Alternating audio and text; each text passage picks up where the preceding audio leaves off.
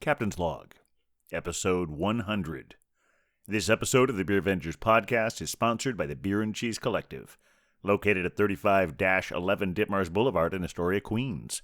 Enjoy their eclectic array of craft beer, artisanal cheeses, and specialty grocery items at the Beer and Cheese Collective, home bar to yours truly, Captain Porter Brown Stout. On this installment, Captain Huck and Beer Wonder welcome back guest Beer Venger Globehopper for our very special 7-Pour 100th episode. Globehopper's been on 6 episodes, has listened to every episode at least once, and for his 7th episode, we had him stand in for all of you out there to ask us the questions that, as a fan, he thought you might like to know the answers to. After this episode, we're taking a hiatus from the podcast for a bit, so we were feeling especially reflective. But in other ways, we're not going anywhere. If you want to keep up with our beer ventures, you can keep tabs on us at all the usual social media sites. Well, the ones that aren't openly fascist adjacent, anyway. Thanks to all of you who have been listening and continue listening. It's been an awesome ride so far. Remember to like, star, and subscribe whenever that feels appropriate. And send us your emails at thebeervengers@gmail.com if you have any questions, suggestions, or if you just like hearing us talk about you on the show.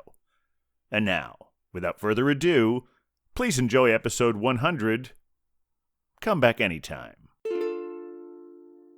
We're the beer Vengers, beer Vengers, beer Vengers. We're the Beer Vengers. Welcome to the Beercast, everyone. Coming to you from an undisclosed location in Astoria, Queens, I am Captain Porter Brown Stout. And coming to you from an undisclosed location in northern Fresno, California, this is the Pale Male Hophead Huck. And coming to you from an undisclosed location in the County of Kings, it is I, the Beer Wonder! And coming to you from an undisclosed location in the borough of Brooklyn, I'm the Globehopper. And we are the Beer Vengers.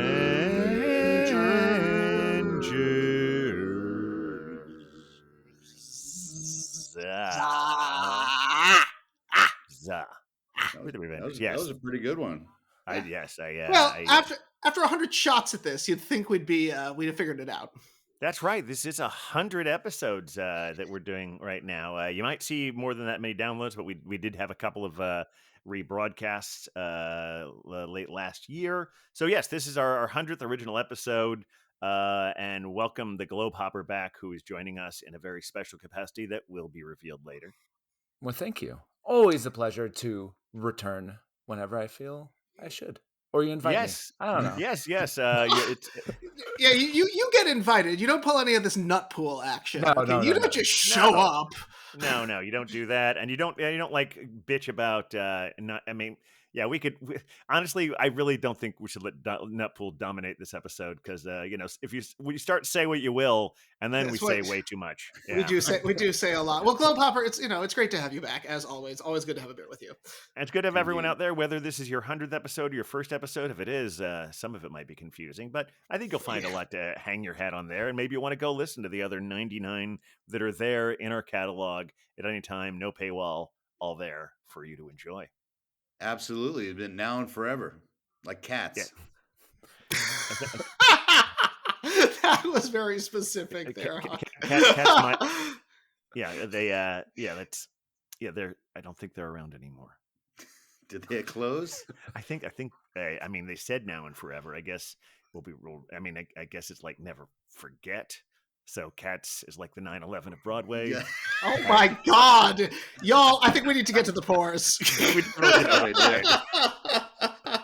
I know that we are a political podcast. We're not political podcast, but we definitely have our leanings. Yes. And that was no statement. That was just a language thing. Exactly. And so I think you're right. And since he is our guest, Globehopper, yes. Why don't you go first? Did I do that right, Beer Wonder? You. What, 100 episodes and you got it? Oh my gosh, I'm so proud. Please, Globehopper, grace us with your glory. It's only polite. It is grace only us polite. With your glory.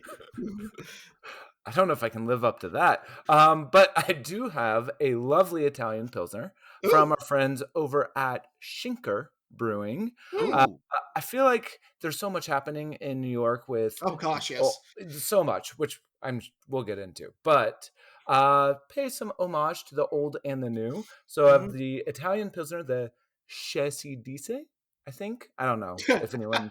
I don't speak Italian, but nice Italian style Pilsner. So let's crack it. Oh yes! Wow. Nice. Lovely. All right. Let's see if we can. She's jumping right now. Oh, that is gorgeous. Very straw colored. Really got that. It looks pretty clear too. Good head. It is. It's gonna be clear. Okay. A little bit of haze in there actually, but get that. Oh yeah, right up there. Nice. And a lovely can as well. You know. Oh yeah, got that old school feel to it, which is nice. Schenker. Yeah, really nice. Simple can, but you got a little Italian villa on there. Oh, I'm excited. That's nice. Nice. I saw a Schenker can at Spokeasy this week. Ooh. Oh wow. Now that I think about it, yeah. There was a beer I had. It was either the last one or the before, one of the last 2 or 3 episodes. That was a collab with Schenker, but I can't remember the name of it, and I'm too thirsty to look it up right now. But I'll check that out as we go along. And during one of you guys doing your tasting notes, I'll look that up. Anyway, who's next? Oh, boy. See, I didn't plan after 100 episodes. I haven't planned this far in advance. Right, I'm going to go then. I'm going to go. I'm going to just let's forget. All right. And I have a wonderful sponsored pour. That's right. This is a sponsored pour from the provider. I told her we were having our 100th episode, and she gave me this as well as another beer. And this is from Central Waters, but it's a collaboration with Serene. I mentioned Central Waters first because the logo looks more Central Watersy, so I think it's probably Serene came into them. But the name of the beer is Two Schulmans Walk into a Brewery. Oh my goodness. Valid. And this is going to surprise you a lot. It's an imperial stout aged in bourbon barrels. Oh my gosh. And it's a 10%er. Oh my goodness. I had no idea that we would have anything like this ever on this beer cast. Let's take a look. Oh my. Okay. Well, a little bit pour. of a spill there. Yeah. A little bit of a spill, but that means we're doing it right. Okay. Thinner pour than I would have expected, but dark as blazes. Yeah. Beautiful. Nice head on that too. Good. Good. It's going to have nice lacing as it goes down that. I think so. That glass. Mm-hmm. Let me just move that. Get this around here a little bit better so we can see it. Yes, Two Schulmans walk into a brewery. Yes. And maybe I'll do some research and figure out where that name comes from. All right. Well, I want to know about the geese or the storks on that can. I'm curious about them too. Well, that is, if you look on the logo for Central Waters, that is part of their regular logo. Got it. Okay. But this one has 2 of them. So. Two Schulmans. Yeah. So yes. All right. I didn't know. All right. Who's next? Schulmans. Well, I'll go. Fantastic. All right. Tell you what. I looked over the spreadsheet. Over the years, there's 2 breweries that I had the most of. One of them is Evil Twin NYC, and the other one is one of my favorite breweries right out of Brooklyn, right? Oh, Grimm. Grimm Brewing. We do love Grimm. Been hanging on to this since before Christmas. It's called 4X's. It's called a mild barley wine style ale. Just mild? But I think they're saying like dark mild, that kind of thing. Gotcha. I see. Okay. It's not mild in alcohol. It's 11% from Grimm. And I mean, that's mild for the captain. Let's be honest. I've been keeping this in the Huckster cellar. Nice. Let's take a look at this thing. Now, last time I did buy 2 of these, and over Christmas I poured one, but it was kind of chunky, like had bits. Ooh. So let's see what this looks like. All right. Definitely kind of a darker, like very dark amber situation going on. Almost it's sort of barley wine-ish there. Mm-hmm. It is a barley wine. I suspect plum. I was cleaning up my spill when you announced that. I see. Yeah. Yeah. It's Are there chunks in there? I don't see chunks right now, but they may come into play as we go. All right, very nice. 4X's. This also just won an award at the New York State Brewers Festival. I think it won gold for strong ale. Good stuff. All right, I think information. I think Beer I think it's Wonder. I think it's me. And you know Yeah. what? Here's the thing. I am so proud because today I am repping a Sponsored pour. That's right. I know. Another sponsored pour from the Beer and Cheese Collective at 35-11 Ditmars Boulevard. I know. This is a special one. This is from our friends at Brown Girls Brew. It is one of their craft beers. It is an amber style ale that is called Carrot Cake. It's a Ooh. carrot cake style ale. Very nice. Check that can. Check that can. Wow. I'm going to be really honest with you guys. This is a sponsored pour. I have also actually enjoyed this beer in the past because it is one of the beers that you can get at a place where I used to spend a lot of time, the Metropolitan Museum of Art. It's one of the ones that they currently stock in their selection of craft beers, which is points in the Met's honor for getting better beers than they had in the past, because it was real struggle bus there with some baby InBev big time situations. Yeah. You don't really want to look at art and drink a Bud Light. So way to go. So here we go.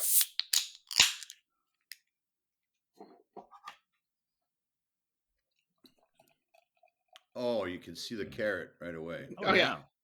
Big carrot cake vibes. Oh, now it's getting a little more of a IPA amber look to it. Yeah, definitely. They call it an amber ale, but it definitely, and you can, I don't really smell carrot quite yet.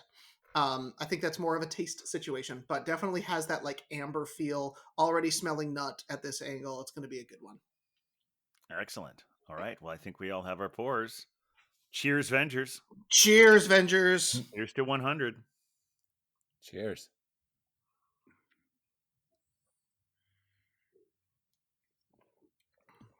Oh, yeah, that's very nice.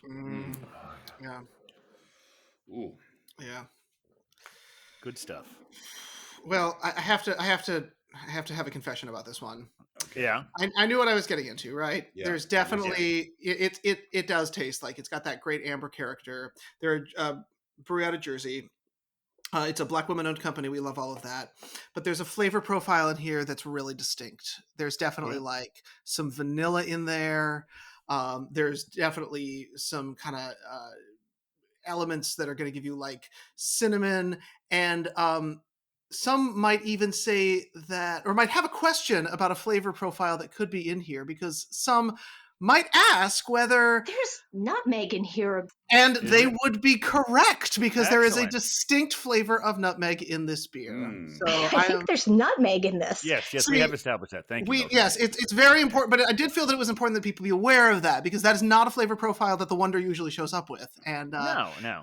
and so it's a good one, but it is a delightful beer. It goes down very nicely. It isn't overpowering in its spice, so it's still very quaffable, as one might say.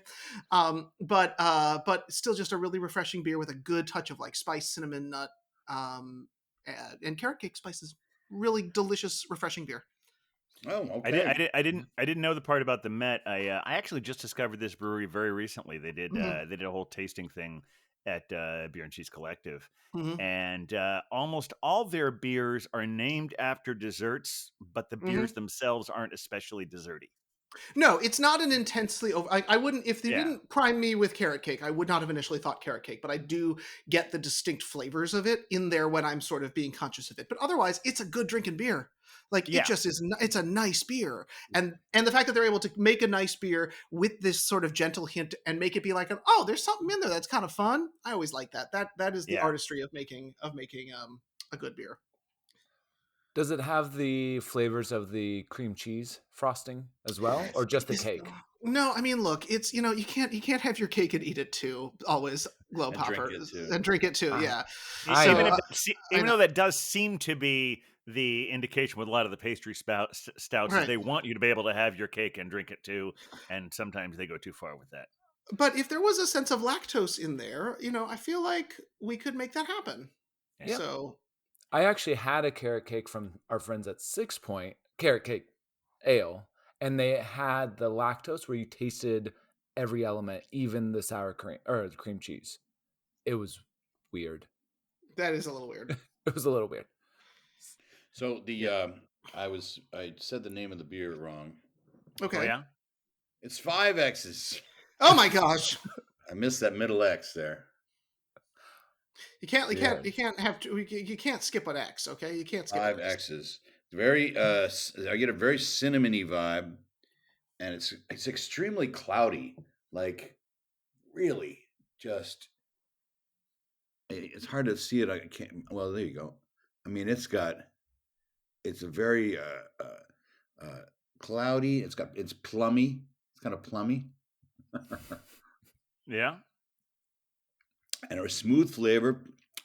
We got like little toffee and chocolate, and just very desserty, very Christmassy. Really, this was a holdover from the holidays, but it's really a winter warmer. And it did win the gold medal at the New York State Brewers competition. Oh, nice. In the strong ale category. Mm-hmm. And Grimm also won Brewery of the Year at same said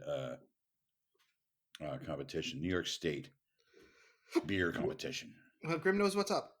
And looking at, I know we're showing you a little behind the curtain here. I know I can hear this later when I'm editing it. But what was the name again? That I was too busy cleaning up my spill that I didn't hear you say the full name of it before. 5X. It's just 5X. Well, that's the whole name of it. 5X's. Yeah. It's just cool. XXXXX. Yeah. Hot. Excellent. Oh, see, because the X, now here's the thing, it's a visual joke, so I'm going to put it out there for the people who can't. So there's 4 X's that make like a box, but then, and they have the little like serifs on there with the like little feet, and then the internal feet that are making the box are connected by an additional X. Right. So that's where the 5th X is. Well, it is separate. It is separate. It is separate, but it's connecting them. They're all one. Yeah. Well, that makes a lot more sense than just calling it L. That's true. That would be that's the cop-out version of this beer. That's the like off-brand version of this beer. It's just L. Right. L. I like you get everything from the Beer Avengers podcast, including Roman numeral jokes. Oh, God. Right. Right. Well, we should check in on Globehopper's beer. Oh, yeah. It is going down very quickly. As the classic Italian-style Pilsner. This one, though, is pretty cloudy, as you can see. It's not pretty see-through, but it is nice, light, low bitterness, easy to drink. I did forget to say it is 5.2%. So nice. Gentle. And one reason why I thought this was an appropriate one is that with Schenker, which, Captain, I do know you did have the collab with, I think it was Timber. Yes, it was. Yeah, I was just looking it up. It was called Chasing Shadows. It was a 12% Imperial Stout. And that was on episode 99. So this is 2 Schenker episodes in a row. Well, there you go. This one is not a collab. This is just them. Yeah. However, the owner and brewer, Joey Pepper Malusi, he actually started as a barback at the Pony Bar. Hey! And then he ended up moving over to Torst and then was actually the head brewer in about 2016, 2017 at our RIP Folksbier. Oh. And then once they closed down, he started Schenker, which they do, think of it as a contract or nomadic brewery. So this is actually also brewed with their friends over at 12%. Look at that. It's a full tour of the excellence that is the New York City beer scene right there. Let 100%. No one say there is no upward mobility in the craft beer world.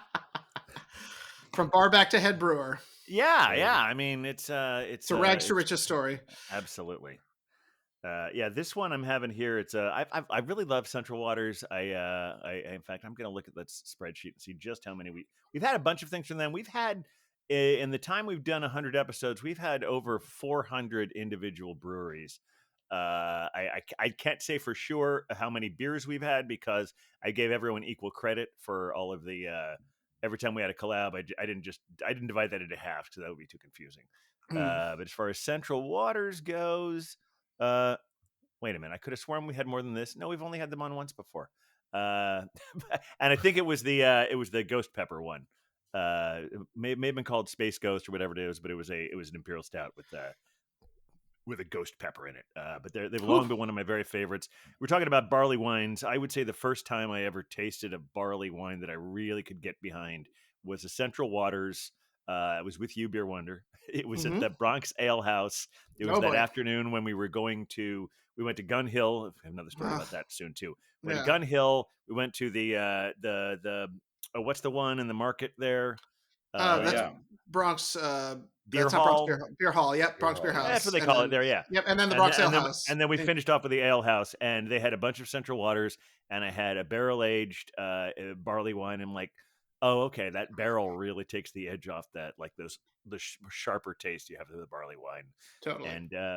And yeah, so this one, having had, I just yesterday had a 19.4% beer from the brewery that was the BR. That's the name of the brewery, BRUERY, right, out of California.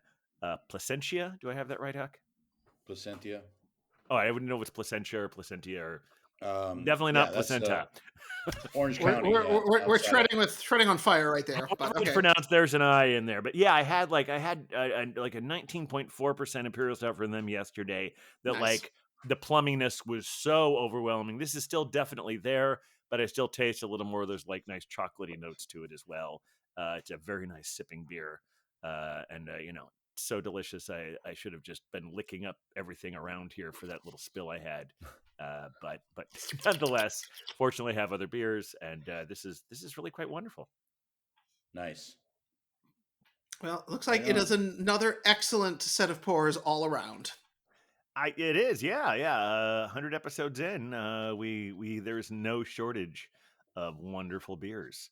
Yeah, most definitely. But I feel like after 100 episodes, I know I'm starting to feel a little reflective about this. Yeah, I've been feeling a little bit reflective as well. In fact, we reached out to all of our guests we've had on the show. There have been 33, I believe, total. And so if you include the three of us, there have been 36 voices you've heard off and on over the last almost 4 years. And so I reached out to say, like, if anyone had any reflections they might have on it. And I got a few. The first one I got was from someone, well, you might know them as Triple, always the Triple, also known as Emil. We said his name on the episode, and that's who the email came from. So here, I'll just read this here. Congratulations on your 100th episode. It is quite an accomplishment. My time on the podcast was great fun for me and provided me an opportunity to reflect, there's that word again, on how I got interested in beer. I've appreciated the podcast that I've heard, both learning about and getting a better understanding of the range of beers that are out there. However, my most memorable experience with all of you was the beer tour that we went on through Belgium and Germany. It was a chance for me to get to know you all and to try new beers together, as well as visiting incredible breweries. What a wonderful experience! ! Who can forget our guide at the hop farm or the tour of Brewery Huey, which I'm probably butchering, my Dutch is not good. Not to mention my discovering Triple Ale. However, the highlight was getting my Beer Venger shirt. Triple, always a triple. Will there be a 200th episode? Best, Emil. We'll get back to you on that, Emil. It could happen. It could happen. Yeah. Let's see. We also got one from, this is from John Peacock, who we named the Super Chiller. Let's see. He said, congratulations. And they put a bunch of emojis that look kind of like, well, one of them looks like John Travolta in Saturday Night Fever. We talked about him a little while ago. And the other two look like a woman, like doing some kind of flamenco dancing. Okay. And so you can kind of see those there. It's complicated. Yeah. And then he said, lots of exclamation points on either side of it, because I guess going with the flamenco, the whole Spanish kind of thing, exclamation marks on both sides. Congratulations. And then, reflections. We'll reflect and get back to you. Nice. And he has not yet, so we're just going to stick with that one. Fair enough. And we have one more from Cider Girl. Oh, we know her. Yeah, it says, hi, all Beer Vengers, Cider Girl here. I am proud to have been part of Beer Venging from the inception. My only regret is that I don't like beer. Here is to 100 episodes, thousands of different beers. May our futures be full of tasty adventures. Yeah. Cider Girl. Yeah, I gotta say, I'm not sure how good Cider Girl's math is, because I don't think we've averaged 10 beers an episode. I think in our collective narrative, there have been over. Well, that is definitely true. 1,000 beers. Yeah, like if we start adding, we've definitely had probably close to 500 different beers on all of those. But because when I added up all the stuff, the weird math I was talking about, but yeah, so we're very grateful to all of those and all the people who are thinking and didn't express them to us. I'm sure you're out there as well. So thank you for what I imagine you're doing. So I mentioned earlier we had a specific agenda for having the Globe Hopper on. One thing you may not know about the Globe Hopper is that not only is he a wonderful beer venger and colleague to have on the show, he's also one of the biggest beer venger fans out there. We release our episodes on Monday, and if I have a beer with the Globe Hopper on a Monday afternoon, he's listened to it and has some thoughts on it all the time. So we thought he was the best example to be a surrogate for all of you out there listening to us. We have over 4,000 downloads, since we started all this. So we thought he would be a wonderful surrogate. Figure out what questions, things he might know about us already, things maybe thought you might like to know. And so I asked the Globe Hopper to come on here to interview the three of us to maybe to reflections on 100 episodes. I use that word a lot, reflections. Reflections. So let's reflect on the reflections of reflecting on the reflections of our beer reflections. Was that enough reflections on there? I think they're sort of they're X X X X X X X X Yes. X. Okay, got it. I think 10 X's here. Yeah. Just making sure I got the right number in there. No, so yeah, I mean, I love listening. Obviously, friends, colleagues, great beer drinkers. I will always say my favorites, and you folks know this, and it's been mentioned on the cast before. Second pour or like 2-part episodes done in the same day, favorite ones. Best time on a train listening to the Beer Wonder going 2 to 3 beers in. Always a good time. Always a great time. But there are some questions that I feel like the viewers or listeners do want to know. And obviously, Captain, you've already mentioned, you've had how many, roughly about 500 different beers? I think so. Yeah. What I did was on that spreadsheet that I sent you, I have all the breweries listed and all the times they're represented. So that means that breweries have now been represented 500 and I had it number down here. Believe it was, I think something like 508 times, and that includes collaboration. So there's probably at least 20 in there that only represent 10 beers. So roughly 500. Roughly 500. That's a lot. That's a lot of beers. A significant number of beers, yeah. So my question is, having all those beers, how's your daily beer drinking activities influenced by having to have those 500 beers? So does you drinking a beer outside of the podcast, how has that been influenced over the years on what you choose to or not to drink, or activities like breweries or bars to go to make sure you have, a good story or content? So how has that influenced your everyday life? I would say it was always an extension of my everyday life, because anytime I go, it like started out back when we mentioned this going back to the first episode. I may have mentioned that I re-listened to that yesterday in preparation for this to see how we were doing with that. And we were talking about the Pony Bar being our first place where we really dived into this one. And Pony Bar had just had this setup that was like, I want to try everything. I want to, not necessarily everything. And if I have one that I don't like, I'm not going to have it again. But it was always, I mean, part of that was somewhat influenced by the fact that you got a prize for drinking 100 different beers, drinking 420 beers, now 1,000 different beers. But I also never wanted to have a beer I didn't like just to add to my numbers. Because I remember when we were going there, Susanna was saying some people did that. They would just like, oh, I don't want this one, but I need more numbers. And so I would say the biggest difference in my like here, we mostly don't give ourselves permission to have a beer twice. And I generally don't do that a lot in the wild either, but I do have to give myself permission to do it. We can't do it here. So that's the biggest difference. Is I will like, I want to expand my thing. I'm right now I'm closing in on 1,600 unique beers on Untappd, but but I really love that beer, and I'm going to have that beer again. What about you guys? Yeah, I was gonna say with the show, I always feel like bringing something on that's odd, that's different. Although I have had a lot of normal beers, but like our third show, I had a beer from Equilibrium. It was bright blue. Remember, it was like snow Yeah. cone blue. It was weird. It was an IPA. It was definitely weird. I'm trying to get back to it. Oh, there we go. Episode 3. Equal 2 tickets to Pellet Ice. It was It's a called. great name too. Yeah. Yeah. Really good. And so that, just to experience that for the first time on the air is fun. But as far as like going to places, I do tend to go and drink what I want. Like the other night, I was out and I'm like, oh, there's an ice bock. I never had one, and so I got it. So I like to try everything, but I also have been living that lager life quite a bit in the past couple of years, but always want to try the weirdest thing. You know what I had last night? A michelada. Oh yeah. Those. It was awful.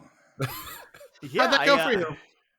Oh my god! I was gonna say, the captain sent me a picture of Blind Tiger, if I recall, that was selling micheladas. Ugh. Yeah, I think it's part of their whole brunch thing. They're having brunch now. I mean, fortunately, it doesn't interfere with them still having a wonderful beer list. But I've been hearing about them a lot lately, and I don't want tomato juice in my beer. That's fair. There are a lot of wonderful. Me. Huh. I can't handle all that salt on the edge of the glass. I mean, I've had some wonderful beers with tagine rims. Yeah. Yeah. That helps with the michelada for sure. Rather than the salt, do the tahini rim. That's way better.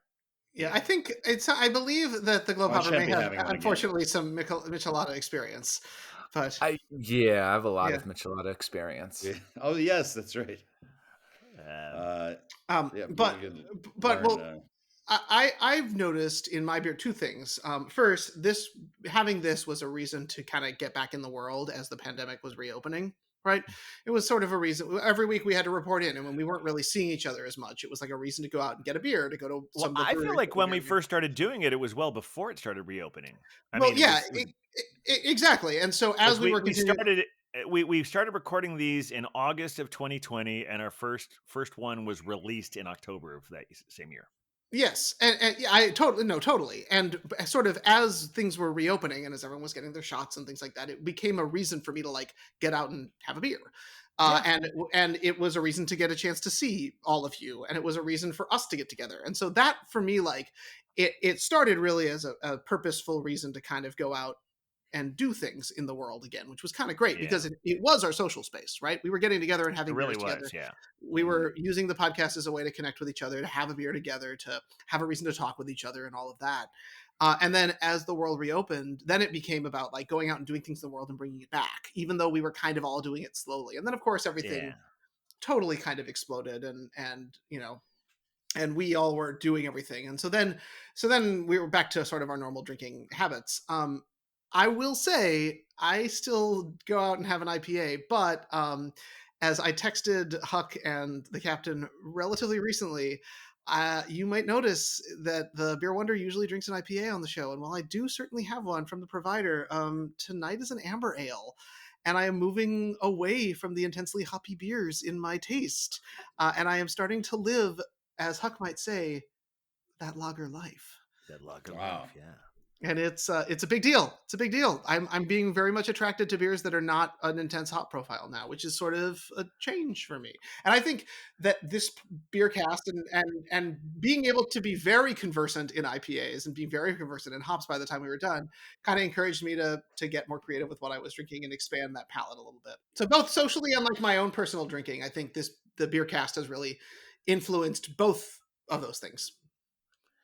I will also say that since Huck brought up the 2 tickets to Pellet Ice thing in episode 3, I wound up looking that up myself, and I said that we almost never repeat a beer. No, that's my fault. Episode 3 was the one. No, not just your fault, because one was mine and we did it intentionally. We decided the vintage changed the Yes. rules.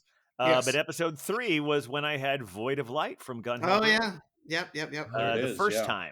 time. We brought it back. First time it was in a can in 2020. The second time it was on draft in 2023. So I think that's different enough. And I stand by that. I defend that decision. I feel like the overlords of the Beer Avenger sphere will certainly grant you grace on that.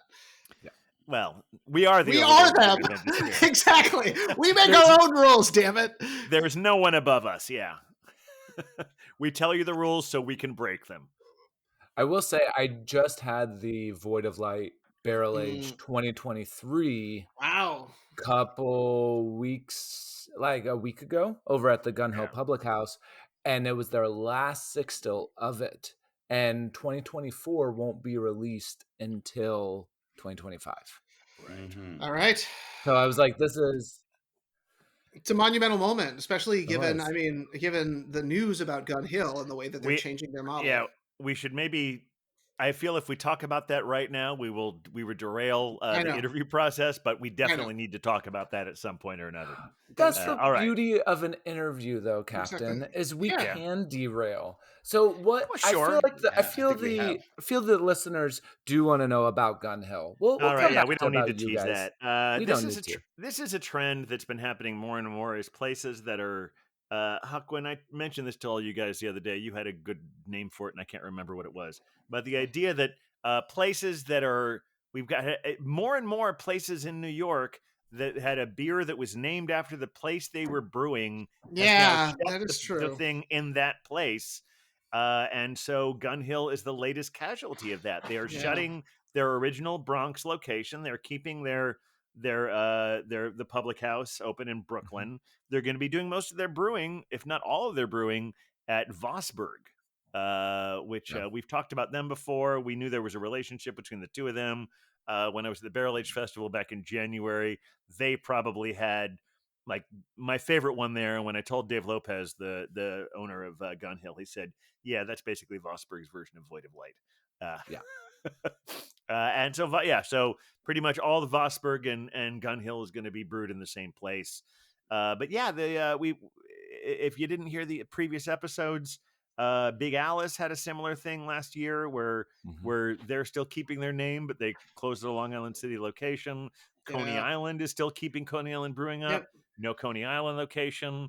So it's I kind of feel like things go forward that breweries maybe shouldn't name themselves after the place they're in, because it makes it really bittersweet when you can't get it there anymore. Yeah. Or I would also say the rent is too damn high. Yeah. Well, I'm sure that's definitely true. Although I would think that the space they have in the Bronx was probably lower than a lot of I would imagine the place they have in the Bronx is probably cheaper than the Industry City Public House. Probably. Probably, but at the same time, it does appear that the rent is too damn high, because that was why they said they were leaving. Yeah. I know. I completely agree. But it's interesting how even all these breweries that specifically choose their location because it's a little off the beaten path and they turn it into a destination. Even Big Alice. Yeah. That was a pretty small space too. Yeah. I'll give them that. I don't know Right. how much they actually were able to brew there, and I'm sure they have a lot more space up in the Finger Lakes. But it still is I don't know. It's the rent is too damn high, and it sucks. Yeah. I don't even want to suggest this even, but I'm going to. I just use this as an example. If Single Cut decided to close their Astoria location and do everything at their upstate, it wouldn't have the same effect because the name Single Cut isn't really associated with 1933 37th Street. That's true. That is very true.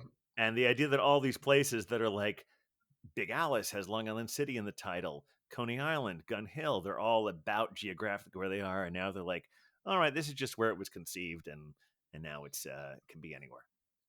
But that's all right. That's rant over. I mean, They're it still is going to have great beer available. that is true. Absolutely. So that's Absolutely. fine. And the Industry City location is a lovely spot to have a beer. Oh yeah. Oh, 100. Yeah, I look forward to seeing it when I'm a little more sober when I get there. That's true. We did. It was we had an experience. Oh, we were over Yeah, there. that's the only time I've been there was right after we did the kickoff Oh. back in 2023. Right. But I look forward to going back again since it's the only place I can go in New York City to go there anymore. Yeah. All right, so we've My sediment is settling here. I don't know if we get a look at that. Oh yeah, Ooh, that's nice. See that? pretty. Junkie? Junkie. Well, I was asking, is it junkie? Oh, chunky. No, yeah, it's all settled. So as you drink it, you can swirl it in and get in the those chunks. good. All right, so those good clearly chunky bits. the quintuple X is lasting, but I think some of us might. Before we need to get, I know we've only let you ask one question so far, Globehopper, because clearly we have a lot to talk about. I've also been drinking a lot, so it's fine. That's true. And I see that you're getting to the end of your glass, and I've just gotten to the end of my glass, so maybe it's time to do some second pours. Oh my goodness! Already, let's do it. Go for it. Yeah, well, 40 minutes in, Beer Wonder. I think. I know. That's a reasonable amount. It is a reasonable amount. Yeah, we usually do a half hour. Yeah. I know. You know what? I think it would only be polite to let the captain go first. Whoa! My influence is outside of the Beer Avenger sphere. Oh, I'm so proud. All right. Well, thank you so much for that gracious courtesy. Yes, clearly, Beer Wonder has been a wonderful influence on you. Thank you. And this is actually a beer that I was. First of all, I should say this doesn't happen a lot. This is another Sponsored pour. No way. Sponsored pour. Two sponsored pour in the same episode, and I was so glad when the provider gave me this one because this is a beer that I've really, really liked going to Torch and Crown. And in fact, Beer Wonder, you and I were there a couple of months ago. Oh, and yeah? I had, and speaking of like beers that I have twice more than wanting to have a bunch of different beers, I had this one twice when we were hanging out. Oh, this nice. is the latest edition of Heavy Crown Imperial Stout. And it's also a 10% alcohol, but it's also a taller one.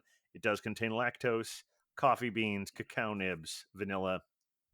Just really, I can't say for sure that it's better than the first edition from a year ago, but I can say I experience it as better. So, Okay. Our palates are mysterious things. All right, so here we go.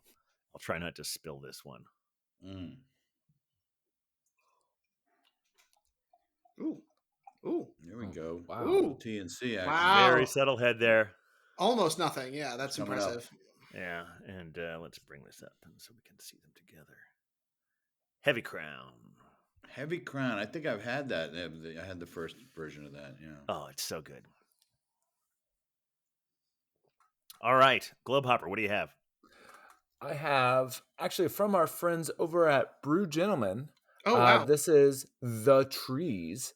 This is an American IPA made with fresh spruce tips. Oh, Nice. so sprucey. For some reason, I don't know why there's so many spruce beers over in Pennsylvania.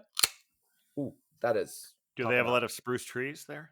I don't think so, but I recently had also a spruce goza from Philly as well, or Pittsburgh, sorry. But this one is literally popping out of the can. I sometimes find the spruce tips can give it a smoky feel. Yeah. Let's get that. See if you pick up any of that on there. Oh, nice. Really good. Beautiful. Amazing. Yeah. Well, and here's the thing. While this trend is continuing, and this is going to shock many of our listeners at home, the Wonder is going to go for a second pour. Oh, wow. There we go. It's very rare it's very rare that this happens. Well, it's even more rare is that Huck is the last one to the second pour. Huck is usually the first one to the second pour. I know, but today I'm going to be. Here's the thing: I'm keeping the magic going with the captain because my second pour is also a sponsored pour. Four sponsored pours in a show. Well, this is unprecedented. The Beer and Cheese Collective really pulling through. This is from Lamplighter Brewing. Dazed and Confused India Pale Ale. I had to end with the seal the 100th one with my favorite style. Of course, it is an IPA. Looking forward to this guy. I love the tie-dye sensibilities of it. Hopefully, it'll make me dazed and confused by the time I'm done. So let's see what it's got to give. For so long, it's not new. Who is this by? Lamplighter. out of Out of Massachusetts. Boston. Yeah. Yeah, it's got like kind of a real electric color to it there. Like it's Oh, yeah. hazy, but it's like it's bright. It's popping. Yeah. Well, just like the can. Yeah, So yeah. That is a really remarkable can. It's got all those colors in it. and it tastes like juice. There you go. It's Right exactly on. what it should be. It's, you got a happy hopper, or not happy hopper. That's you. I'm a happy wonder over here. I mean, I'm also happy. Good, as you should be. All right. Any more questions for us, Globe Hopper? So we have been having good beers. This is going to be a controversial question. You Oh, don't yeah. you don't have to answer this. If you want to stay anonymous, that's fine. Let's start with this one. What is the best beer you've ever had on the cast? On the show. Or your favorite that you can Right, remember? first. Again, we've just told our listeners that, had over 500 beers. So hard to remember all of them. Gosh. It's interesting you say about the favorite, because we used to argue about that early on in the podcast. Well, I know Not argue, but but I always banter. said favorite was the right word to use as opposed to best. That's Right. what it came down to. Yeah. Yeah. Yeah, I know. That's why I say favorite, not best. Well, I Boy, can oh boy. I can definitely say what has been a favorite of mine for years, and I remember actually when I got to introduce it on the Beercast. It was when it was pretty early on. It was when our favorite, your favorite neighborhood Tripel man showed up, and that was sort of early on in our episode list. I think it was probably like 10 or something. No, not after 10. It was maybe later than 10. But I got to introduce from our friends at Five Boroughs Brewing Company the Tiny Juicy IPA. Which is a beer that I have always adored, even in my advancing lager years. And so I remember that being fun because I that's just a beer that feels like home to me and remains pretty special. So certainly that was sort of an exciting, fun one for me that I was really happy to get to share with everybody. Right. So I can throw that one out as certainly a favorite one that showed up for me. I'm going to go that same path as you because I don't think I've ever discovered a new favorite beer on the podcast that I can recall. Although I may go through the catalog and put something on the socials at some point.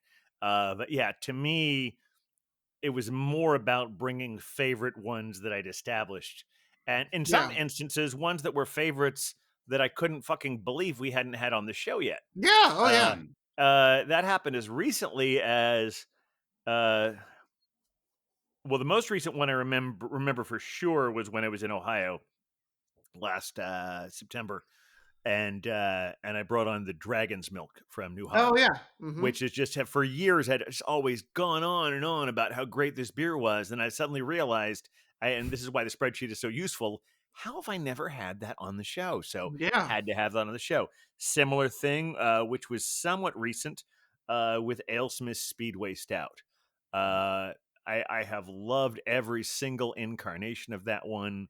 We might have had the chocolate one on, the Mexican chocolate one, but I may not have because that was one that I certainly like. These are all beers that I've talked about, but then at some point I realized, how have I not had on the show? That needs to be logged in on the show. Exactly. And then another one I would mention would be Old Rasputin. And one of my favorites that I haven't really seen in New York since we started doing the podcast, and I miss intensely, is the Yeti from Great. Oh, the Yeti, Oh, yeah. Well, I had a beer. I've always liked this brewery out of Boston, Trillium Brewing, and we've had a few Trilliums on the show, but they make this amazing Berliner Weiss called Daily Serving, and they make it with different fruit flavors. Very light alcohol beer, but I mean the flavor and the taste. So you had Daily Serving with pomegranate and blackberry. I'll go with that. And that was on episode 14. Nice. Wow. All right. Yep. I do also want to call out a kind of ridiculous favorite that we have here. This was a very special episode that actually the Globe Hopper and the Captain were present for. Unfortunately, Huck missed this one. I had a very unique beer. It was called the Boud Lit Lime. I don't know if you remember. I don't know if you remember. I do Boudli remember Lime. them. It was a very Yeah. unique one. I believe you had one from. All right. You had an interesting Australian beer that day, Glow Popper. Yeah. it was The very. Foasters. Foasters, if I believe that Yeah. was what it was called. Yeah, it was an interesting episode. We Well, really that was kinda one going around that was one that had to be a two pour show for all. That was another one of Beer Wonder's rare two pour shows because once we got We had the to metro cleanse the bullshit out of palate. the way, we had to get something good in on the show. Yeah. That was an interesting one.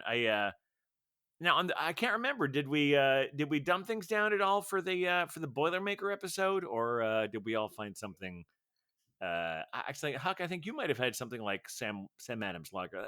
That's not a perfectly fine beer, or maybe a Did have a Sam Adams. yeah.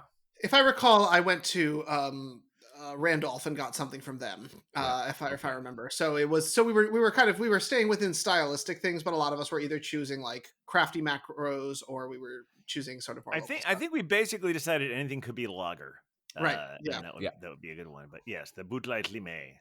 It was a very unique taste profile. And And you had so you had an award-winning beer, right?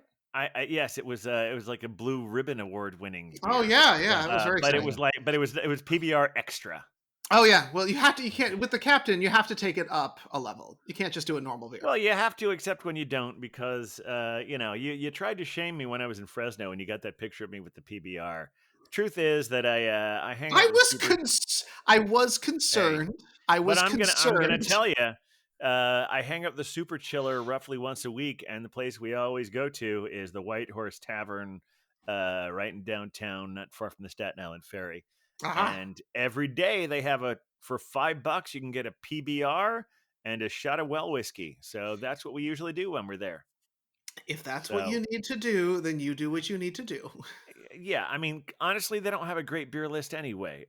So it's not like there's a whole lot of much better beers I could get there anyway. So it's like, you know what? Let's just get to the buzz. Let's do it. $5. Great deal. Best deal in town. Honestly, that is a really good deal. I know Huck was on the journey to find the $4 pours. So $5 with a whiskey, that's pretty good. Although I still do love that this question started out as what are your favorite beers, and I ended up with PBR and a shot of well whiskey. That's Beer Wonder's fault. I did. I took us from favorites to memorables because I think I know where this question is going now that we've done favorites. Yes. Yes. Least favorites. Okay. I'll throw another one in. Smog City Coffee Porter. That was good. Ooh, I have one in my fridge right now. It's just the best coffee porter around. I had that on the show recently.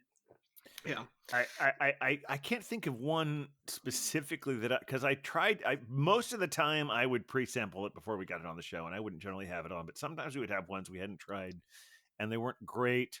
Although I do remember Huck had one or two where he introduced me to a new definition for the word DP, because our fans of porn out there might know it as double penetration. And our other kinds of cinephile friends might refer to it as director of photography. Also, Huck. But Huck introduced me to yet another word that DP might stand for. Yeah, that's the drain pour. Yeah. And you did come up with a couple of beers that you just like you smiled and had a good response to, but as soon as we turned off the mics, you said, "Yeah, that was a drain pour." That's a DP. I have a distinct one that I remember. Was just it's the only one that I have ever literally taken it and said really nice things on the Beercast about, put it away, and then never touched it for the rest of the thing. I had it was a New York-based brewery, not New York City. I don't remember specifically the brewery, or I'm also not. I would not say this, but they had made a Hefeweizen that I had, and it tasted like someone basically like vomited over a banana. And that was the only way I could describe it. And I remember literally like gulping it down and smiling and being like, "Oh yeah, the banana is strong here." And then literally walking away from the microphone and pouring it down the drain and pouring myself a glass of water and doing a glass of water for the rest of the episode because it was so disgusting. And I don't mind banana in my beer. Like I kind of, it's a flavor profile. Yeah, like some of the Belgian beers have like definitely banana taste to them. Exactly, but this one was truly disgusting, like to a point where I I'm surprised that I actually was able to say nice things about it because, but other than that, I've never had one that I was like, this is gross, except that experience. And someone can go through the back archives because I haven't had that many hefts on the Nope. Beercast. Yeah. So you could probably figure out which one it was if you wanted to listen back through 100 episodes. Since I can't name one we've had on the show, I will go back to one that we've talked about on the show, and that was a Barrier beer, and I really like Barrier a lot. And but all of our favorite breweries swing for the fences, and Yep. sometimes that means they hit a home run, and sometimes they just miss it. And this was a beer called Frau Blücher. Oh, I think Huck liked it. And Yeah. I got a taste of it and I liked it. And the more I drank it, the less I liked it. It like the full pour wild. it just felt like greasy in my throat. It was basically meant to be like a bacon flavored beer. And the idea that like a beer tasting like smoked bacon, there's some good ideas there. But the more I drank it, like I can barely finish this. No, that was how I felt about Frau Blücher. Yeah, In fact, I had it was in one the of the Bronx. yeah. I remember where I was, and I never had it again. I don't think. I had it And at the I was Pony like, That's Bar. a great smoked beer. Huh. Yeah, and that was at Pony. It's not a bad pour or anything. Yeah. It was one of those things where I think at some point or another I had like, well, maybe it was a bad keg. Maybe I should try it again. I'm like, no, this tastes exactly the same. I will have countless number of wonderful Barrier beers again, but I'm not having that one. Well, I learned on the podcast that I do not like pastry seltzers. okay. We had one of those Evil Twin pastry seltzers. The pastry seltzers are made with lactose. They're like, I don't know. They just like hit my system and like I don't know. I don't know if I have an allergy or what. I was like, I'm never doing that again. Well, pastry seltzers don't And have I'll like take a White Claw, but yeah. But they don't have the grain like a pastry stout or like Yeah. even a pastry sour. It's just carbonated water and lactose. It's just carbonated milk. You're It's just really- drinking carbonated milk. Yeah, You're it setting wasn't- it yourself up wasn't for good. failure. You're setting was yourself not up for good. failure there. Yeah, the wild But thing is the, I think looking go at ahead. everything on here, Evil Twin is far and away the brewery we've had on more than any other. Well, that makes Uh, sense for lots of reasons, both like our taste profiles and what we enjoy and the fact that we like things that swing, wide, but also Sure, like, they make wonderful imperial stouts. They make great IPAs. and I live near them. Yeah, During the and pandemic, they were shipping, and they were you could go pick them up mhm. rather, and they had Yeah. just opened. They had like a right, terrible the one in Queens is just open. timing on their opening, but because they were ETNYC, they were still making plenty of beer to sell. Yeah. So I went by there a couple of times. Oh, and because I had the beer naming thing, Yeah. I like named a couple of beers, Right. and then I called them up and said, "Oh, where's my prize for naming these beers?" And then there was like an email. Do you remember this? Oh, I remember Like, that. Yeah. There was a reply all on the email, Jonathan. It was like, I said, I wasn't being pushy. I was just like, "Oh, so is there a prize?" And this guy wrote, a brewer wrote to another brewer, and I included me on it, like CC'd me by mistake. And he said, "This guy wants beer now." And then realizing what he had done, he was so apologetic that they did send me a bunch of beers and a glass and stickers. And so Evil Twin was a real favorite during the pandemic for sure. sure. So when it started out. Well, Huck, I think that's always I think had that him in the house. I feel that's just such a perfect bookend because, like I mentioned, I re-listened to the episode 1 yesterday, and we talked about that, about you naming the beers on that very episode. There you go. But we did not tell that part of the story, so I'm glad.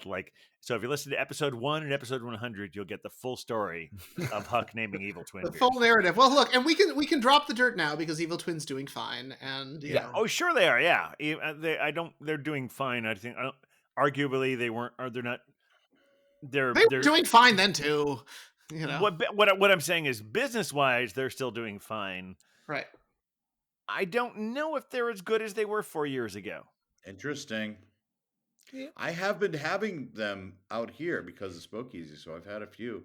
I still enjoy their beers. Like Yeah, I said, that barley wine I was like head over heels with. It's a personal taste sort of thing. I've talked about it on the show a lot. But I feel that the pastry stout thing has become too dominant in the stout that is available, and I think Evil Twin has leaned into that really hard. I think so many of their I don't it's rare that I will have a pastry stout from Evil Twin that comes even close to the first time I tasted Even More Jesus. Right. Yeah. That blew my fucking mind the first time I had it. And every time I would get like an Imperial Stout from Evil Twin, I'm like, this is fucking amazing. But in recent years, they've leaned so much into the sugar that I'm just, every time I see like, the cookies and, their long titles, cookies and cream and caramel and the kitchen sink and the whatever else it is on the list they have on the long title. It's just like, I'm a little more cautious. There's some of their Imperial Stouts I still run out and get. I'll send Beer Wonder, since he lives close to it, to get them for me. But there are a lot of ones that I see where like, this is going to be overkill. A lot of the beers are overkill. Yeah. Hopefully they will find if or maybe that's working for them. I don't know. But that's my Evil Twin rant. Which you have to have a rant for someone. I mean, we don't have any logic. Here's the thing: it's just like, if you have someone you love, but you feel they've strayed from what makes them the wonderful person they are, you have to give them some tough love and be honest and say, like, I love you, but and I know you're capable of wonderful things, but you're not living up to your potential anymore. True. And that's how I feel about Evil Twin some of the time. I'm rooting for them. They have so many different beers that they crank them out. So I mean, that's also possible. That's probably part of their overkill problem as well, is because they're much more about volume than about concentrating on quality, I feel. I mean, I like the lagers and like I said, that barley wine, but they can't all be gems. It's true. But I did like the This Is Hugo that you had recently. I'm glad that made its way to California. Love that. That is a recent one that I loved very much, which is why I still know they're capable of greatness, even if they might have lost their way a little bit. Well, and I've found that with them, because I don't really get into their pastry stouts, but they're everybody, it's Cider Girl. Oh my gosh! Oh, now she's a star has arrived. All right. So for those of you who are watching this on video, which is none of you, Cider Girl just walked into the room with Huck and she waved and walked away. I thought she was setting herself up for a cameo appearance, but anyway. So I'm sorry. Where were we? I think it's probably time for another question. Good. So my beer is really good, by the way. Mine is too. I love this beer. Another question. I think so. Let's go. So we've talked about the beers we've liked, beers not so much, which it is funny. Beer Wonder, I know exactly which one you're talking about as an avid listener. So we won't dig into that. We don't need to, but like, oh boy, you could probably hear it because you know me pretty well. You could probably hear it in my voice when I was trying to act as hard as I could. Yeah. And so I know exactly. I know which one that is. But also, to our listeners out there, we don't usually lie to you, even if Beer Wonder was that day. Look, I try to be positive. We try to be positive, but honesty is good too. When I feel like Huck is the best at honesty, especially with his Bottle Logic beef. Very true. And founders, lest we forget fuck founders. Yeah, fuck founders. I just had a breakfast out yesterday, so that's how into fuck founders I am. I was with Belgian Babe at a place in Woodside or Sunnyside or somewhere, some new place there, and they had a wonderful Finback coffee stout called House Blend, and their other one of the rotating taps was Founders Breakfast Stout. Like, I haven't had that forever. I'm having a breakfast stout. Fuck founders, but fuck me, I'm having one. So anyway, it was good. Yeah, everyone's getting fucked. Yeah, it's good. We like it. Yeah, we don't see founders out here at all. I've never seen them in a. in a bar. Well, then you don't have as many moral dilemmas as we do here on this coast. Yeah. But I do. But the Globe Hopper does have a Modern question, times. and I've Yes. pulled him fully off of his track. No, so. it's fine. Also, that house blend from Finback is really good. If anyone so doesn't good. have it, So it's so good. Which I can go into a whole story as how they make that one, but that's a story for another time that Captain will just talk about over a beer. But my question is there a specific, I don't want to say specific beer, let's say specific state that you have always wanted, or brewery you've wanted to bring on the podcast, but had never made it? Either you just drank it or just never found. Yeah, I got a few of those because I go to different states, or I've been to different states over the years, and I don't bring them back in my bag. The captain will do that. I have, but well, I always like to do a carry on, so I don't put beers in them. So, like Arizona, for example, I've gone to Phoenix a couple of times. There's really good breweries there. Wren House I just went to, and AZ Wilderness. I'm like, oh, I wish I could have them on the show. But it wasn't meant to be. Could have mailed them to myself. If I worked a little harder. For me, this is one that I think I might have had something on the show. I'll have to go back to the spreadsheet. Yes, you're listening to us in real time talking about these things. So I am looking this up here. Okay, this is one we only had on the show one time, but every time I've had this beer, every time I have everything from them, I've gotten some at Beer and Cheese Collective. I've also gotten some from Tavor. I've also saw it when it was in Australia. So we've been able to have them on the show, but it's a city that I would never, I'm not saying I would never visit it, but it would never occur to me to visit it until I started falling in love with this brewery, and that is Prairie Brewing out of Oklahoma. I don't know that I would ever plan a vacation to Oklahoma. Nothing against Oklahoma. If anyone's listening to Oklahoma, I'm looking forward to visiting, and you can show me around and make me understand what's great about it. But there's sometimes when I see certain breweries that I really love, I'm like, I know that if you go to the source, you'll get stuff that's even better than what I can get. And so yeah, Prairie is on that list. I'm also actually going to add another one to the list that I've had on the show that I've gotten from Tavor, that I've also had when I've been in Dayton, and that I'm actually going to be visiting in just a couple of weeks. And that's Hoppin' Frog out of Akron. Oh yeah. Those of you who've been listening to all these episodes know that my father passed away in September, and I'm going back to his house in Memorial Day weekend, and I decided to make a little vacation out of it. So I'm driving the car I have now, and my plan is to stop at Hoppin' Frog on the way, because I love their beers so much that I just want to see where it comes from. That's cool. I don't think I've had one that I really wanted to bring on the beer cast, mostly because I primarily drink local. I primarily drink New York City beers, and so, or things that are very easily to get in New York.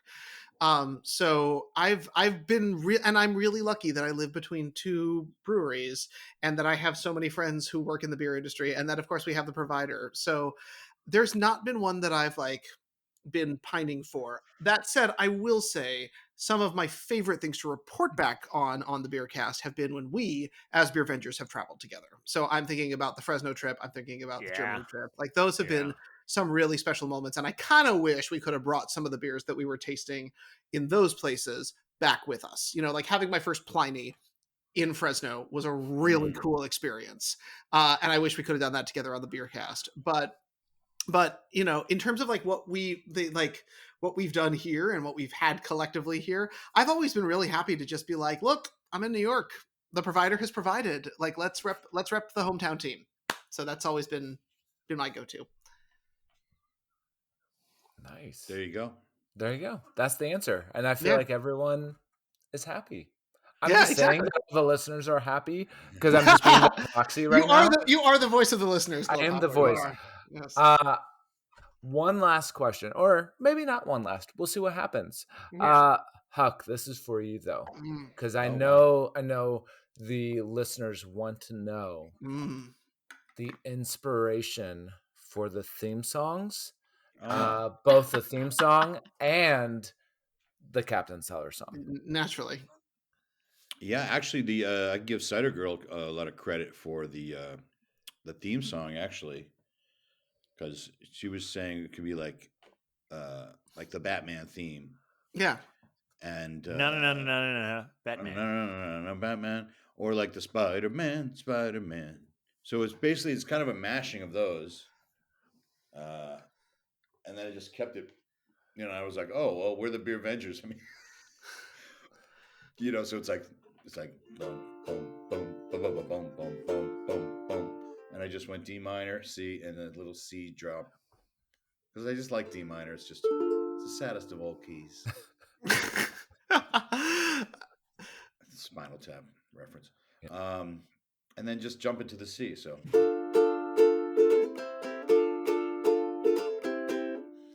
and just a little excitement.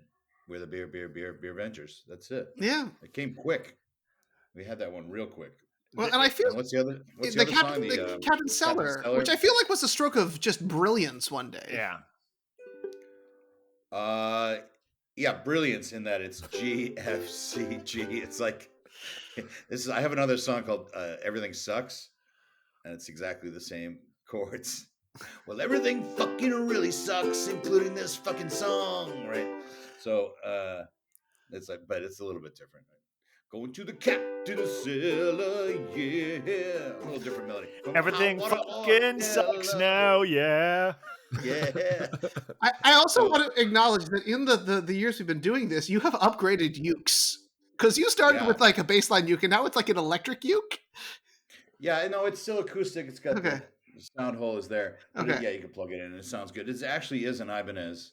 It's not like so it's designed to look like, that rock and roll guitar, the single cut, if you will. This is double cut. Yeah. But yeah, it's a real thing. So it's actually a really nice instrument.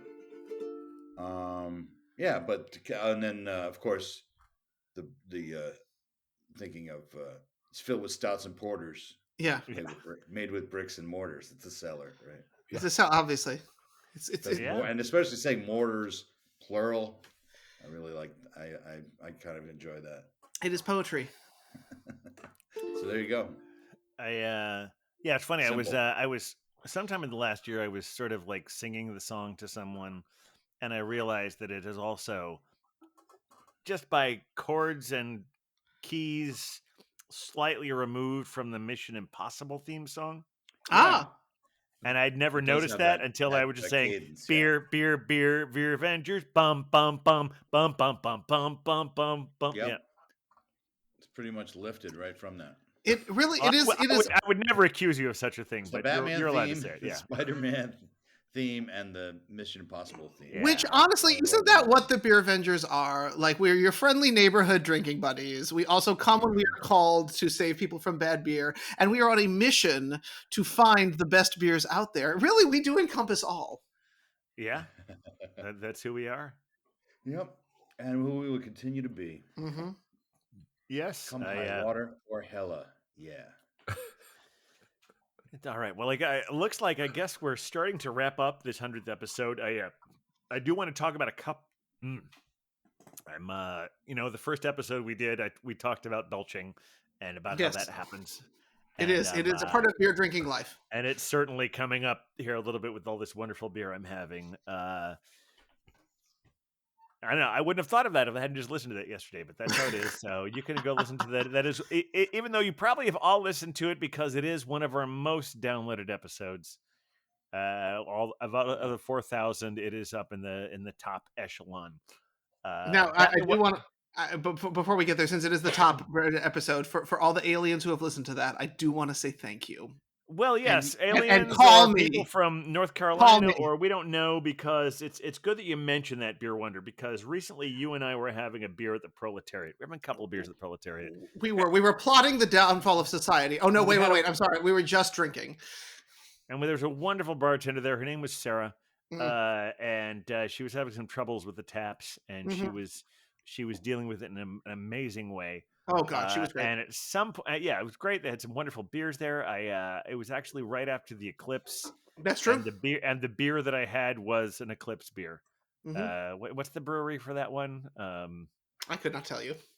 Well, one of you is going to figure it out. I can know that Globehopper and Huck are their brains are frantically googling it because they know what I'm talking about. Because I feel like I had it with Huck. I had a version of that with Huck when I was in Fresno. It's anyway. So while we're talking about that, they're looking that up. They're going to Google it. So yeah.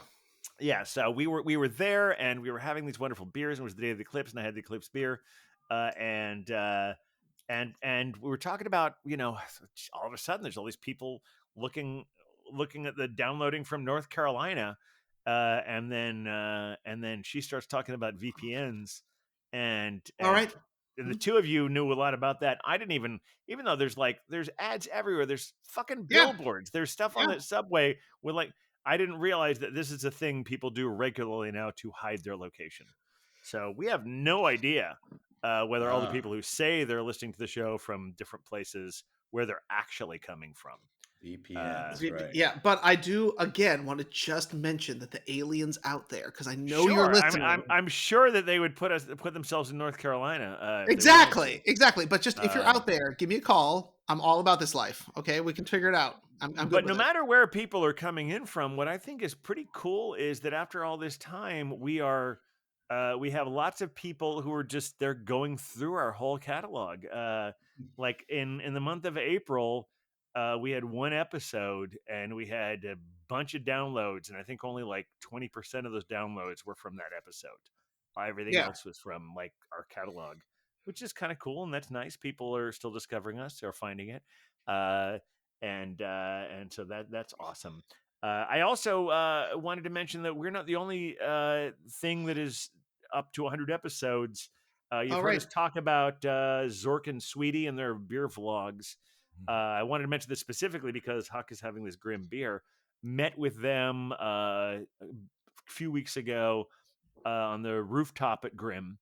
And they interviewed me and had a whole Beer Vengers sort of theme thing going for their 100th episode there. I don't think they've released all 100, but they did just recently release episode 100, and they're go through all these various editing things. Funny thing about Zork and Sweetie is Zork is very much into YouTube, and Sweetie is much more about podcasting. And so that means that most of their vlogs are about 4 minutes long. But since they interviewed me and it was podcast inspired, I think the one that I'm on is a full 17, which Zork decided to make references to the epic filmmakers like Terrence Malick and someone else. But anyway, I was just honored to be there. Had some wonderful beers there. We did not have the Quintuple X. But it has some great beers. So if you want to find their thing, I don't know what the exact address is, but if you, I think I've given you enough information. You can find it. I may even share it on Instagram. Get out there, look around. Good stuff. Yeah, look around. Stay connected. Look around. It's a hazy shade of. Drink good beer. Yeah. Or not. Yeah. Or not. Or not. Do what you need to do, but at least drink some beer. I'm beer, just try new advising, things. you know what I mean? Yeah, try new things. Clearly, we're all trying to force struggling people to for drink a good final beer. statement because the truth is that we expect to have more episodes in the future, but we're gonna take a little bit of a break. 100 episodes. It's been a lot getting into that, and we're all gonna keep putting things on the socials.